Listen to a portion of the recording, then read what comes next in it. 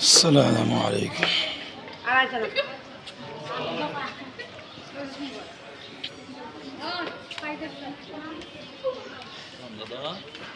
দরবারে কদম রসুল, এখানে আল্লাহর একজন মাহবুব বান্দা ঘুমিয়ে আছেন।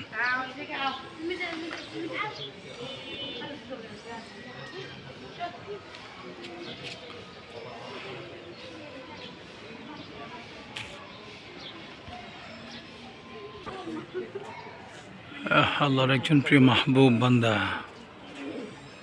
এখানে ঘুমিয়ে আছেন। প্রতিষ্ঠাতা মালিক হাজি নূর মোহাম্মদ শাহ রহমতুল্লাহ আলাই আল আরাবি।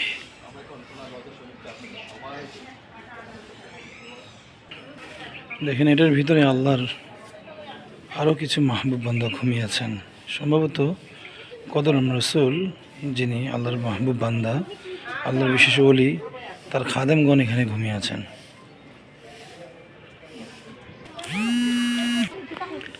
আল্লাহর ওলির মাজারের পাশেই আরও কিছু আল্লাহর খাস প্রিয় মাহবুব বান্দারা ঘুমিয়ে আছেন।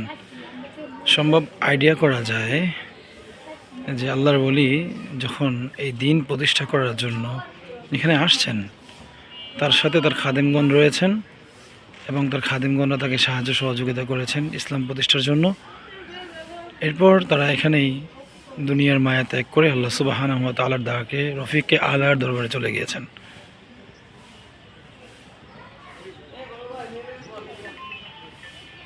আমি আপনাদেরকে কদম রসুল হাজি নূর মোহাম্মদ শাহ রহমতুল্লাহ আলাই আল আরাবি এর মাজারটার ভিতরে প্রবেশ করে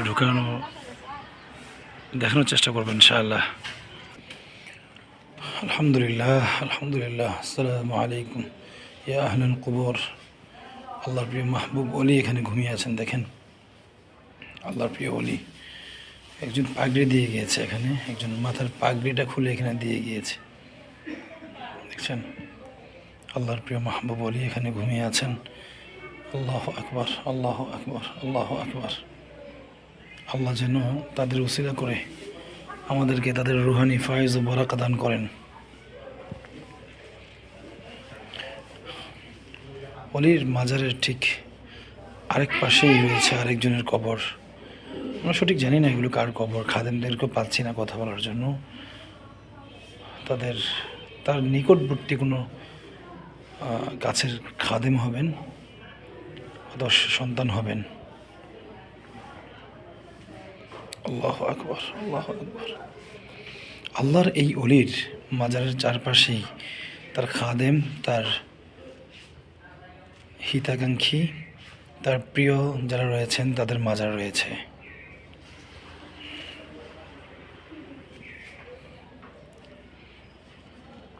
কলিজা শীতল করা এই অবস্থা।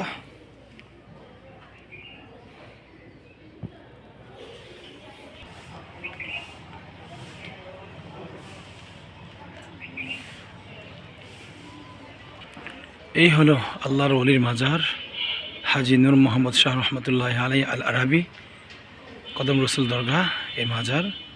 এরপরেই তার খাদেমগণের মাজার রয়েছে, ইসলাম প্রচারে তার সাথে যারা আসছিলেন তার মাজার রয়েছে। এর পাশেই আরও কিছু মাজার রয়েছে ভিতরে।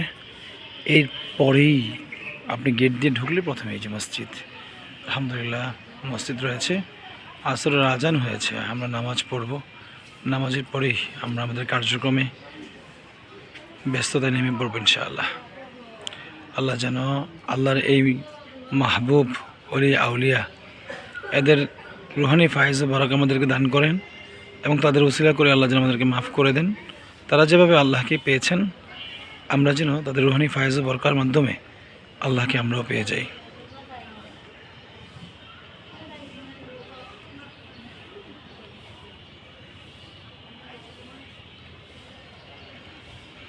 Jangan lupa